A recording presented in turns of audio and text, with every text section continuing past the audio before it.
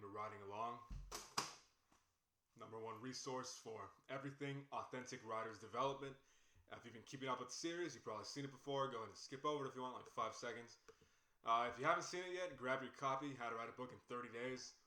This was not just skipped out on. There was a lot put into this, and it's completely free for all you current or future writers out there who want to write a book.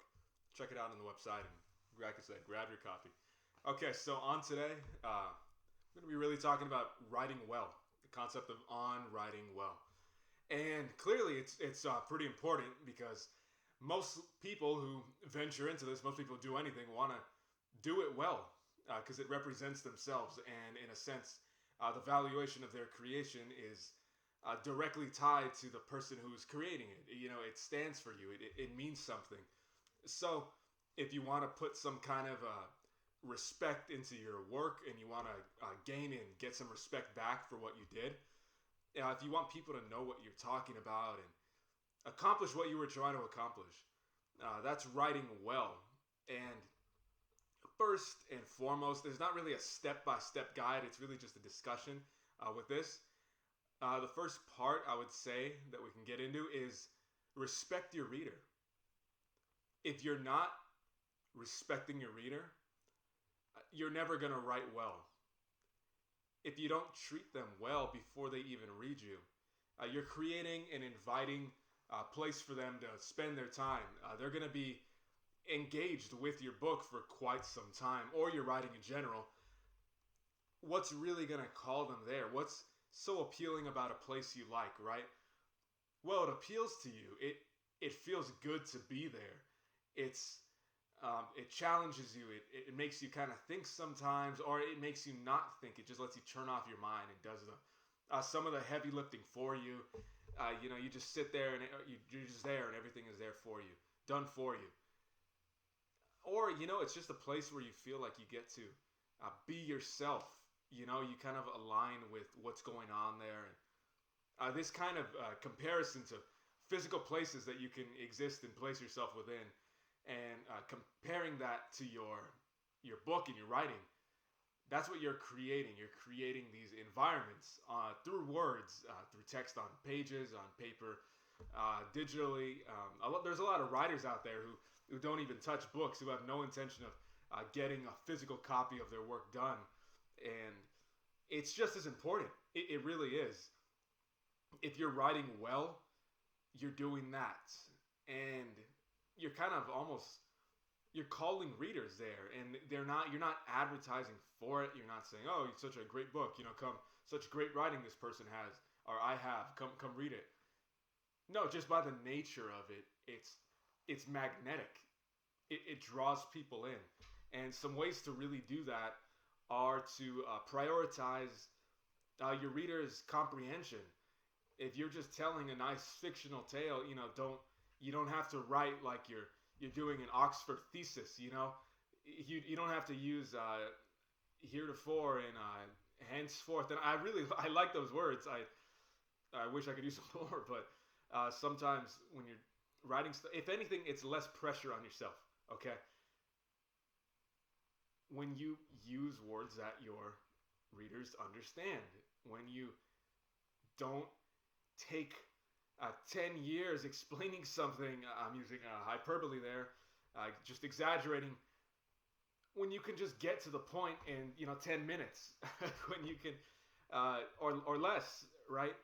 You don't need 50 pages to say something. If you can say in one sentence, just one sentence, what you can say in 50, what you otherwise could say in 50 pages, oh, your readers are going to love you. That's writing well, because you're providing something for your readers. And at the end of the day, that's what you're doing. Maybe some people, it's hard to define it all the time because there's so many genres, there's so many contexts for writing.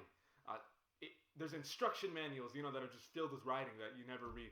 There's terms and conditions, a bunch of lawyer papers. There's these great fiction books that you've read, whether on your own or you've been assigned them from your job or something, or your schooling. And there's all these contexts. So how do you define good writing? Respecting your reader.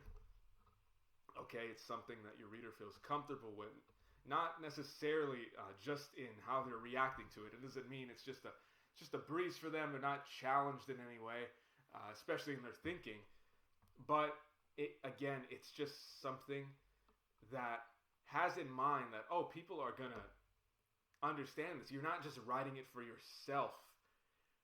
If you're writing for yourself, there's gonna be a special video on just this too. If you're writing only for you, no one's ever gonna read your stuff. You're journaling, and there's a difference. So I've read things from plenty of genres, and I don't like all genres, and that's okay. This channel isn't about spreading hate for things I don't like. If I don't like something, guess what? Someone does. And there's some books that I'm not going to spend my time on them. And that's okay. I read them, and some of them were actually very well written. They weren't written for me, but written well. And that's kind of what this video's in response to. That's where it comes from. And that's why it's just kind of illuminating. You don't have to have such a narrow-minded view of what's good and what's not. A lot of times there's such a strict group of people who supposedly control what's good and what's not. And, they exist in elite literature circles, and, they have all these institutional ties, and they just have these lists of what's the best and what sucks. And guess what? They don't really have any power or any say that's so authoritative unless you give it to them. Okay? Most likely you've read something that you really like that maybe you're not even ready to admit it openly all the time. Not just writing, but just in general sometimes, right? And guess what? If you liked it as a form of entertainment or art, like a movie or TV show or something, guess what? It's probably well done. It was well made because it had you in mind. It wasn't inherently locked away. It wasn't, the meaning wasn't obscured or hidden for no reason. And it was something memorable. It was something that mattered and meant something to you. Even if it was just something to pass a couple of hours, there's no super deep meaning all the time lurking within good writing. That's not what makes it good. How much it says. Otherwise we would praise encyclopedias as New York Times bestsellers. Come on, that just doesn't happen. That's not the connection between writing that's not really there and writing that we consider well. You kind of get to say what it is, and you know it when you see it. It doesn't have to be this long, drawn-out debate without answer. It kind of does have an answer, and that's what this is all about. If you've read some books where the writing was just, wow, it's something that sticks out to you. If anything, it's kind of just the measurement you use for everything else you've ever read or will read. Go ahead and let me know in the comments. I'm super curious. I'd love to hear books that people like and things about the books that they liked. So shoot a comment of what book you really enjoyed that you'd say had good writing. And I'm almost certain it paid mind to the people who were going to be reading it. Not, when they're writing it, especially if you're going to be the one doing writing. Hopefully you are. Not just hopefully, you are. You're a writer, I can tell. Yeah, I know, I'm just on one side of the screen, but come on, this is a conversation. You don't think when I made this video, I wasn't thinking of someone just like you watching it, if I wasn't making it just for you. I really was, okay? And it's not something you can't do. It's not something you can't reach. And it doesn't come from your words. It doesn't come from the specific choices that you make in every conscious word that you choose. You don't have to use, again, specific words that your favorite writers did, that supposedly good writing did. Use your own measuring sticks, use your own sense of what is written well. Don't just abide and stick to what has been told to you is good writing. Guess what? A lot of it, I would say, isn't really up there. Like, there's a lot of famous literary works that we're all supposed to, respect and worship. But when you really get into them, sometimes it's just like, I don't know. It's kind of not really feeling anything from this. And sometimes it's a personal thing. Sometimes the context just doesn't relate to yourself, the content, and that's okay. But no, sometimes the writing, these very well-respected writers, you read them sometimes and it's like, really? Like, I'm supposed to say this is good? I don't know what he's talking about. I don't know what she's talking about. It's just, this is annoying to read. It's not enjoyable.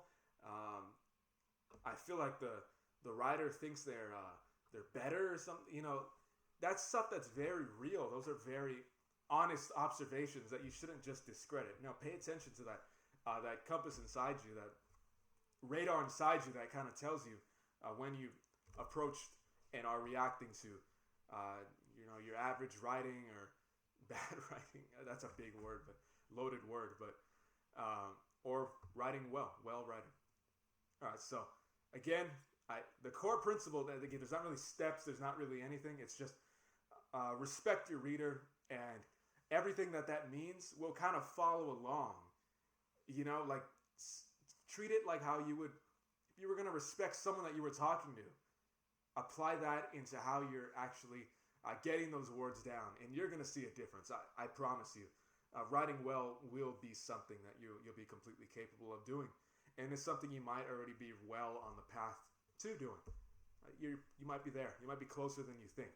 Okay, you don't got to spend ages just studying how to do it. No, it's within your reach. It definitely is. So check out How to Write a Book in 30 Days on Writing Long. This is really going to help you. I'm telling you guys, just grab your copy completely free. Nothing. You don't got to pay a dime for it. It's just for you. All right. I'll see you on the next episode.